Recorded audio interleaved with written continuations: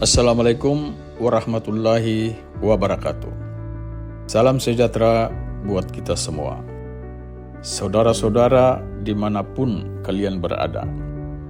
Pada video kali ini saya ingin berbicara tentang Menteri Keuangan baru kita, Bapak Purbaya Yudi Sadewa. Selama lebih dari 1 dekade, Sri Mulyani memimpin Kementerian Keuangan dengan konsentrasi yang nyaris tak tergoyahkan pada disiplin fiskal, pengendalian defisit, dan menjaga kredibilitas Indonesia di mata dunia. Kebiasaannya adalah fokus pada angka rasio utang, defisit APBN, rating kredit, dan kestabilan makro. Sri Mulyani dikenal sebagai sosok yang sangat hati-hati, teknokratis, dan terkadang memilih jalan konservatif demi memastikan negara tetap dipercaya oleh para investor global. Tetapi di balik kehebatannya menjaga pintu APBN dari guncangan eksternal, tidak jarang sering menuai kritik.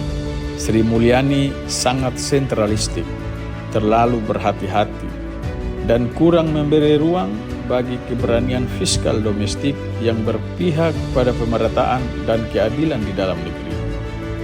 Pada saat Indonesia seolah-olah berada dalam persimpangan, Presiden Prabowo Subianto secara tiba-tiba melantik Purbaya Yudi Sadewa sebagai Menteri Keuangan yang baru. Masyarakat Indonesia berharap menteri baru ini tidak cukup sekedar meniru langkah Sri Mulyani. Beliau harus lebih berani, lebih tajam, dan lebih siap menghadapi permasalahan-permasalahan yang menantang saat ini. Pertama, bagaimana Pak Menteri bisa menyeimbangkan utang yang terus menumpuk dengan kebutuhan investasi rakyat? Apakah Pak Menteri akan tetap terjebak pada angka defisit atau berani memikirkan model pembiayaan baru yang lebih berdaulat? Kedua, apakah Pak Menteri berani menindak daerah-daerah yang secara sengaja menahan miliaran rupiah dana transfer ke daerah di kas bank, sementara rakyat menjerit karena belanja pemerintah daerah yang sering terlambat dilaksanakan sesuai jadwal yang telah ditetapkan?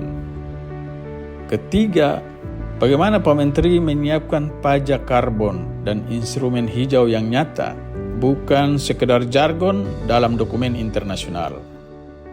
Keempat, beranikah Pak Menteri menghapus subsidi energi yang salah sasaran, subsidi yang justru lebih banyak dinikmati orang kaya dan mengalihkannya ke rakyat miskin yang benar-benar membutuhkan? Kelima, strategi apa yang Pak Menteri siapkan agar tax ratio naik drastis dari 11% ke 15%? Bukan dengan cara membebani UMKM atau pekerja kecil, melainkan dengan mengejar para konglomerat, sektor digital raksasa, dan industri ekstraktif yang selama ini begitu banyak lolos dari radar pajak.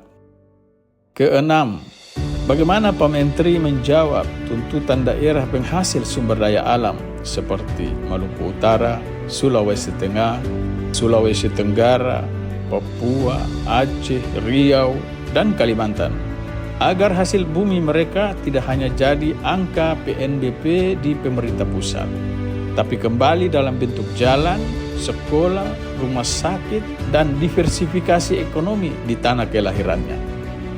Ketujuh, beranikah Pak Menteri membangun sistem APBN real time yang bisa dipantau publik, agar rakyat tahu setiap rupiah dipakai untuk apa, dan tidak ada lagi ruang untuk kebocoran? Kedelapan, bagaimana Pak Menteri mendesain perlindungan sosial yang bukan sekedar bantuan tunai sesaat, melainkan investasi jangka panjang dalam pendidikan, kesehatan, dan kapasitas ekonomi rakyat miskin?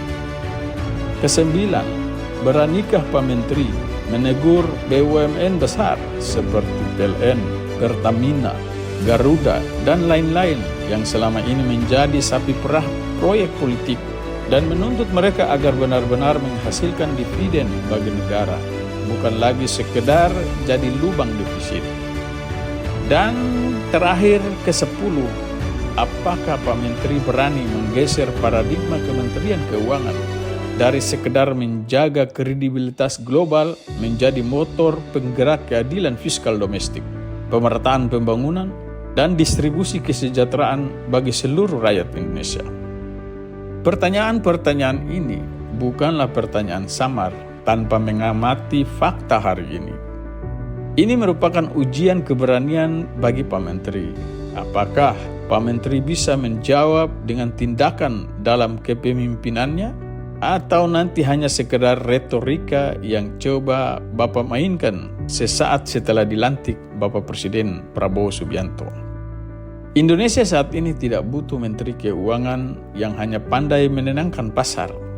Indonesia membutuhkan Menteri Keuangan yang berani menantang status quo, yang berani menjadikan APBN bukan hanya sebagai laporan keuangan negara, tetapi menjadikan senjata untuk keadilan sosial bagi seluruh rakyat Indonesia.